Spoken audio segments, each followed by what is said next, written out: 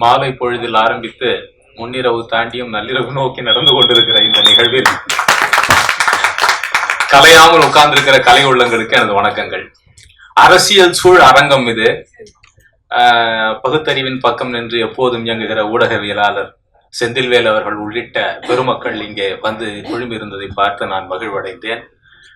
ரொம்ப மகிழ்ச்சியா இருக்கு. உமாபதி அவர்களை பொறுத்த வரைக்கும் அவர் நிறைய பெரிய பெரிய பத்திரிகைகளிலே பணியாற்றி இருக்கிறார். அவரை நான் அதிகமாக பழக்கமானது எப்போது என்றால் கம்போடியாவின் கலாச்சார தலைநகரான ஷியாம் ரீப் நகரிலே, அது அங்கோர்வாட்ல இருந்து ஒரு 5 கிலோமீட்டர் தூரத்தில் இருக்கிற ஒரு பெருநகரம். அந்த நகரத்திலே நான் உலக தமிழ் கவிஞர்கள் மாநாட்டுக்கு சிறப்பு விருந்தினராக போயிருந்த போது அங்கே வந்திருந்தார். அவர் எல்லா கடல் கடந்து எல்லா இடத்துக்கும் அவரும் தமிழோடு போகக்கூடியவர். அங்கேதான் அவர் எனக்கு அதிகமாக பரிச்சயமானார். அதுக்கு பிறகு நல்ல நட்பு அவரோட.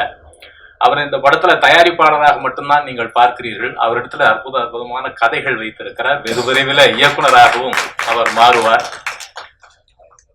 ஆமா,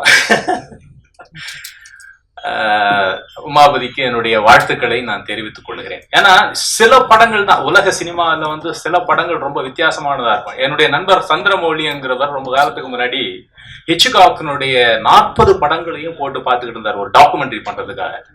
நானும் அவருடைய அந்த ஹிட்ச்காக்கினுடைய அத்தனை படங்களையும் சப்டைட்டிலோட பார்த்திருக்கேன். ஒவ்வொன்றுலையும் ஒவ்வொரு புதுமை வைத்திருப்பாரு.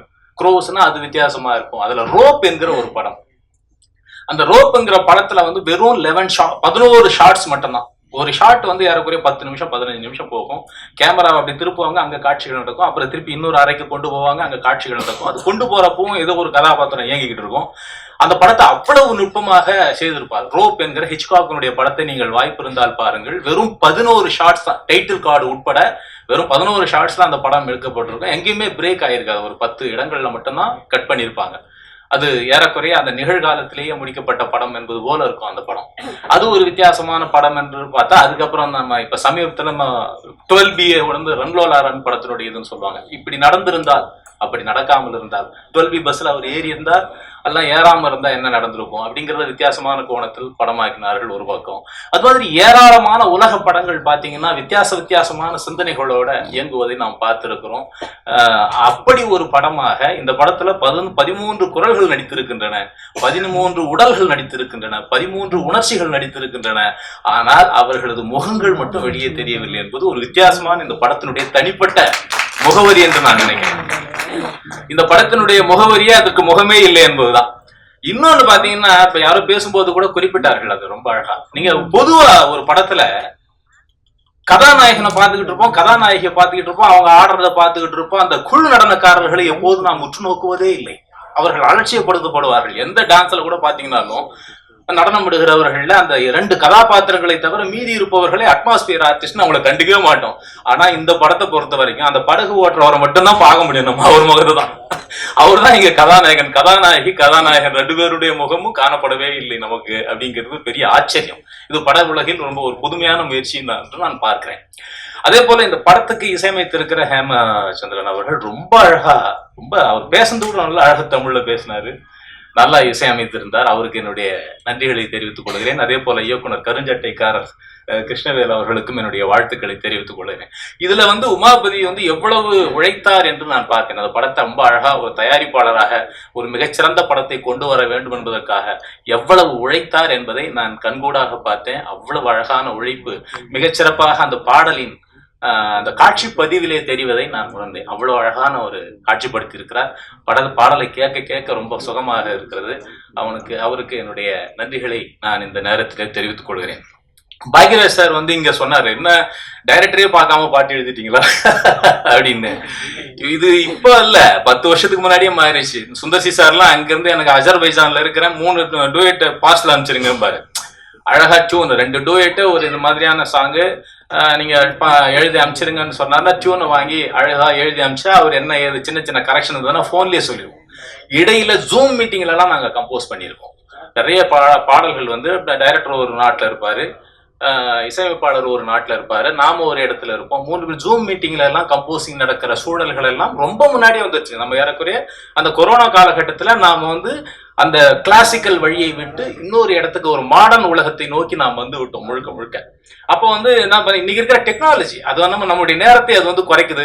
வாட்ஸ்அப்ல டியூன் அமைச்சிட முடியும், வாட்ஸ்அப்ல டியூனை கேட்டுடலாம். ஏதேனும் சந்தேகம் இருந்தால் இசையமைப்பாளரையோ இயக்குனரையோ அழைத்து கேட்க முடியும். எல்லாமே வந்து ரொம்ப சர்வசாதாரணம். நான் ஆரம்பத்துல பாட்டு எழுதும்போது பாத்தீங்கன்னா நீ வருவாயனா வானத்தை போல படங்களுக்கெல்லாம் பாடல் எழுதுகிற ஆரம்ப காலத்துல பாத்தீங்கன்னா நான் வந்து ஒரு நோட்டு பேப்பர்ல உட்காந்து எழுதிட்டு இருப்பேன். நடுவில் ஒரு வரி தப்பாச்சுன்னா இப்படி அதை அடிச்சுட்டு எழுதுனா நல்லா இருக்காதுன்னு அந்த தாளை முழுக்கவும் கிழித்து விட்டு திரும்ப அதை படி எடுத்து கொடுப்போம் ஒரு காலம்.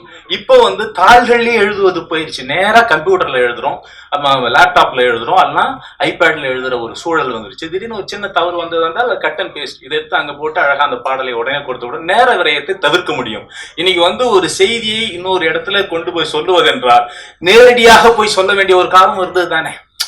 தொலைபேசி கண்டுபிடிப்பதற்கு முன்பு இது போன்ற இந்த தொலைத்தொடர்பு ஊடகங்கள் எல்லாம் கண்டுபிடிப்பதற்கு முன்பு ஒரு மனிதனுக்கு ஒரு செய்தியை சொல்ல வேண்டும் என்றால் நீங்கள் நேராக போய் தான் சொல்ல வேண்டும், அல்ல கடிதம் மூலமாக சொல்ல வேண்டும். அதற்கு ஏறக்குறைய ஒரு வாரத்துக்கு மேல ஆகும். என்னுடைய நண்பர் சமீபத்தில் இயக்குனர் சுசீந்திரன் அவர் கூட ஒன்று சொன்னார். இப்ப வந்து இந்த தொலைபேசி வந்துட்டனால மனிதர்கள் உணர்ச்சியை தேக்கி வைப்பது முற்றிலுமாக இல்லாமல் போய்விட்டது. உடனே அவங்களுடைய உணர்ச்சியை வெளிப்படுத்துறோம். ஒருத்த மேல கோபம் வந்துச்சா அதை தெரியப்படுத்துறதுக்கு அடுத்த நிமிடமே அவனிடத்துல ஊடகம் இருக்கு. உடனே ஒரு செல்போன் அடிச்சு கெட்ட வார்த்தை பேசி அவனை காலி பண்ணிடுறோம்.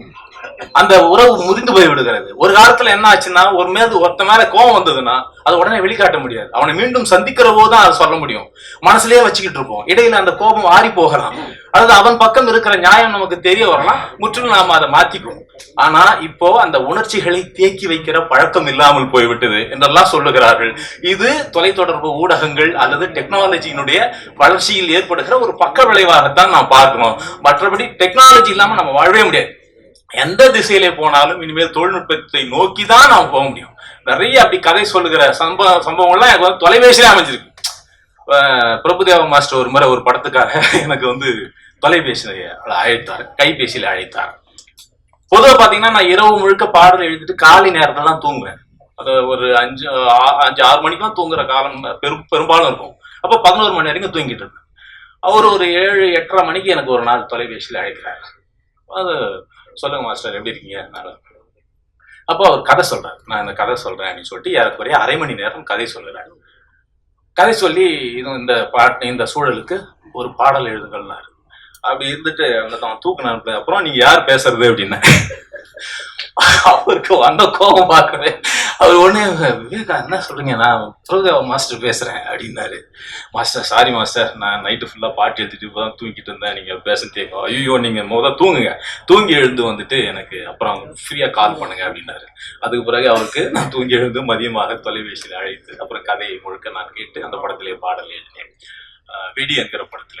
அப்படி நிறைய நிகழ்வுகள் இருக்கும். இன்னைக்கு வந்து தொலைபேசி தொழில்நுட்பம்ன்றதுலாம் பெரிய ஒரு வரமாக நமக்கு கிடைத்திருக்கிறது. அந்த வகையில ஐயா பாக்யராஜ் அவர்களோட சந்தித்துதான் ஆக வேண்டும் என்ற நிர்பந்தம் தான் சந்திக்கலாம். இப்ப தயாரிப்பாளர்களோ இசையமைப்பாளர்களோ கூப்பிடுறாங்கன்னா அங்க உட்கார்ந்து சந்திக்கிறதுல ஒரு ஜெல் இருக்கு, ஒரு சந்தோஷம் இருக்குன்னா அதையும் செய்ய தயாராகத்தான் இருக்கிறோம். அது ரொம்ப ஒரு இயல்பான விஷயம். அதே போல இங்க ஊடகவியலாளர்கள் நிறைய பேர் வந்தாங்க. எனக்கு ரொம்ப மகிழ்ச்சி. ஏன்னா நிறைய அரசியல் அவங்களுடைய கலந்தாய்வுகள் எல்லாம் அவர் செந்தில்வேல் அவர்களுடைய நிறைய நிகழ்வுகள்லாம் நான் பார்த்திருக்கிறேன். அதே போல ஜீவ சகாப்தன் அவர்கள், மைனர் அவர்கள், அவங்கெல்லாம் தொடர்ச்சியா வந்து அவர் ஒரு கருத்தியலோடு இயங்குகிற ஊடகவியலாளர்களாக பெருவெற்றி பெற்றுக் கொண்டிருக்கிறார்கள். அதே போல உமாபதி அவர்கள் பற்றி சொல்லவே வேணாம். அந்த வகையில ஏன்னா இந்த உலகத்தில் விமர்சிக்கப்பட வேண்டும், எதுவுமே எல்லாவற்றையும் விமர்சிக்க வேண்டும். அது விமர்சனம் இல்லாம வாழவே முடியாது. அரிஸ்டாட்டில் ஒரு முறை சொல்லியிருப்பார், if you don't want to be criticized do nothing, say nothing and be nothing அப்படின்னாரு. உனக்கு நீ விமர்சிக்கப்படக்கூடாது என்று நினைத்தால் நீ எதையும் பேசாதே, எதையும் செய்யாதே, எதுவுமாகவும் உருவாகாதே. நீ எதுவும் பேசலனா எதுவும் செய்யலனா நீ எதுவாகவும் உருவாகலன்னா உன்னை எவனுமே கண்டுக்க மாட்டான், உன்னை எவனுமே விமர்சிக்க மாட்டான். சாப்பிட்டு வீட்டுல தூங்கி இருந்தா யாருமே நம்மை கண்டுகொள்ள மாட்டார்கள். எனவே விமர்சிக்கப்படுவது ஒரு அங்கீகாரம். விமர்சிக்கப்படுவது ஒரு அங்கீகாரம். யூடியூப்ல நிறைய விமர்சிக்கிறாங்க, அதுக்கு நிறைய எதிர்பார்ப்பும் வருது. நான் அந்த கமெண்ட்ஸ் எல்லாம் படிப்பேன். அவ்வளவு அழகா நிறைய பேர் வந்து அந்த விமர்சனத்துக்கு இந்த யூடியூப்ல பேசுறதுக்கான விமர்சனங்கள் அவங்க சில பேர் பாத்தீங்கன்னா ரொம்ப வித்தியாசமா இருப்பான். அவன் ஒரே ஒரு டெம்ப்ளேட் ஒன்று வச்சிருப்பான். நயன்தாரா பத்தி ஒரு செய்தி வருது அல்லது ஒரு கீர்த்தி சுரேஷ் அவர்களை பற்றி ஒரு செய்தி வருது அப்படின்னா உடனே வேசி ஊடகமே இதுதான் முக்கியமான செய்தியா அப்படின்னு கீழே கமெண்ட் எழுதுறான். ஐயோ இவர் அரிஸ்டாட்டிலும் சாக்ரட்டிஸும் சேர்ந்த கலவை போல் இருக்கு, பெரிய பெரிய சித்தாந்தத்தை எல்லாம் பத்தி எதிர்பார்த்துக்கிட்டு இருக்காரு போல் இருக்கு. அவர் டைம் லைன்ல போய் பார்த்தா தொடுகுறி சாஸ்திரத்தை எப்படி பார்ப்பது அப்படியா இருக்கும். இது மாதிரி அவலங்கள் எல்லாம் இருக்கும். அது எனக்கு ரொம்ப ஒரு இந்த கமெண்ட்ல வந்து மிகப்பெரிய அழகுகள்லாம் நடக்கும். ஒரு ஒரு ஒரு ஒரு நபர் ஒருத்தர் கேட்டிருந்தார், என்னன்னா அம்பேத்கரை வந்து நீங்க வந்து டாக்டர் அம்பேத்கர்னு எப்படி சொல்லணும், அவர் எம்பிபிஎஸ் படிச்சாரா? எங்க கட்சியை சேர்ந்த தலைவர் எம்பிபிஎஸ் படிச்சார், அவரை டாக்டர் இது டாக்டர் அது என்று அழைப்பதிலே ஒரு நியாயம் இருக்கிறது. ஆனா இவர் எம்பிபிஎஸ் படிச்சாரா? டாக்டர் அம்பேத்கர்னு எதற்கு நீங்கள் அழைக்கிறீர்கள் ஒருத்தன் கீழே கமெண்ட் எழுதிருக்கான். அவனுக்கு இருந்த அந்த அறிவோடு அவனை எழுதிருக்கான். அதுக்கு இன்னொருத்தர் கீழே அதுக்கு சப் கமெண்ட் எழுதிருக்காரு பக்கத்துல, தம்பி அம்பேத்கர் டாக்டர் தான், உங்கள் டாக்டர் நோய்க்கு மனித நோய்க்கு ஊசி போடுகிறவர், அம்பேத்கர் என்கிற டாக்டர் இந்த சமூகத்தில் இருக்கிற நோய்க்கு ஊசி போடுகிறவர் போட்டான். எவ்வளவு பெரிய சிந்தனை பாருங்க. ரொம்ப சர்வசாதாரணமா ஒரு கமெண்ட்ல ஒருத்தன் அதை எழுதுறான். அப்படி பெரும் பெரும் சித்த அழகுகள் அறிவுகள் எல்லாமே வந்து விமர்சனங்களிலே பார்க்க முடிகிறது. இன்றைக்கு ஊடகவியலாளர்கள் மிக அற்புதமாக அதை மேற்கொண்டு வருகிறார்கள். நான் இப்ப சமீபத்துல சிஸ்மியாவுடைய தலைவராக பொறுப்பேற்றுக் கொண்ட பிறகு, south Indian social media influencers association என்கிற அமைப்பின் தலைவராக பொறுப்பேற்றுக் கொண்ட பிறகு நிறைய ஊடகவியல் நண்பர்களை சந்திக்கிறேன், நிறைய பேர் பார்க்கிறேன், நிறைய புது புது விஷயங்களை நோக்கி வருகிறார்கள். எப்படியோ தன் மீது கவனம் வர வேண்டும் என்பதற்காக, அட்டென்ஷன் சீக்கிக்காக பல விஷயங்களை செய்கிறார்கள். அவருடைய வாழ்க்கையில அவர்கள் வெற்றி அடைந்து கொண்டிருக்கிறார்கள். பெரிய மகிழ்ச்சியா இருக்கு. உமாபதியை பொறுத்த வரைக்கும் அந்த படத்தை ரொம்ப அழகா எடுத்திருக்கிறாரு, ரொம்ப நுட்பமா எடுத்திருக்கிறாரு, ஒரு புதிய தொழில்நுட்பத்தோட எடுத்திருக்கிறாரு. நம்ம இந்த கட்டுப்பாட்டுக்குள் எப்படி இந்த படத்தை இவ்வளவு சிறப்பாக கொண்டு போய் மக்களிடத்திலே சேர்ப்பது என்பதற்காக மிக நுட்பமாக தேர்ந்து அதை எழுதியிருக்கிறார். அவருடைய இயக்குனருடைய உழைப்பும் அல்ல, தயாரிப்பாளர் உமாபதியினுடைய உழைப்பும் அந்த படத்துல பெருமளவுக்கு இருப்பதை நான் உணர்ந்திருக்கிறேன். அவருக்கு இந்த படத்திலே நான் பணியாற்றியதிலே பெரும் மகிழ்ச்சி. இந்த படம் பெரிய வெற்றி அடைய வேண்டும். ஏன்னா நீங்க எல்லாம் இவ்வளவு நேரம் இந்த நிகழ்ச்சிக்கு காத்திருப்பதற்கு காரணம் அவர் மீது வைத்திருக்கிற பற்றும் என்று நான் அறிகிறேன். ஏன்னா ஒரு பத்திரிகையாளர் ஊடகவியலாளரில் ஒருத்தர் வந்து நல்ல உயரத்துக்கு போறாருன்னா அவரை வாழ்த்த வேண்டும் என்கிற எண்ணத்தோடு இங்கே வரிசையாக வந்து வாழ்த்தி கொண்டிருக்கிற உங்களை நான் பார்த்து மகிழ்வடைகிறேன். இந்த படம் இன்னொன்னு, இந்த பாட்டுக்கு பாத்தீங்கன்னா இப்ப வந்து சமீபத்துல பாடலாசிரியர்கள் பாடலினுடைய வார்த்தையிலிருந்து நீங்க தலைப்பு எடுக்கிறீங்க அப்படிங்கறதெல்லாம் கூட சர்ச்சையாது. இப்போ அப்படி பார்க்க போனா உமாபதி மீது நான் வழக்கு போட வேண்டாம். ஏன்னா சொல்றியா மாமா சொல்றியா பாட்டில இருந்துதான் அவர் இந்த தலைப்பை எடுத்திருக்கிறார் என்று நான் அறிகிறேன். அந்த வகையில இந்த படம் மிகப்பெரிய வெற்றி அடைய வேண்டும் என்று வாழ்த்தி விடைபெறுகிறேன். நன்றி, வணக்கம்.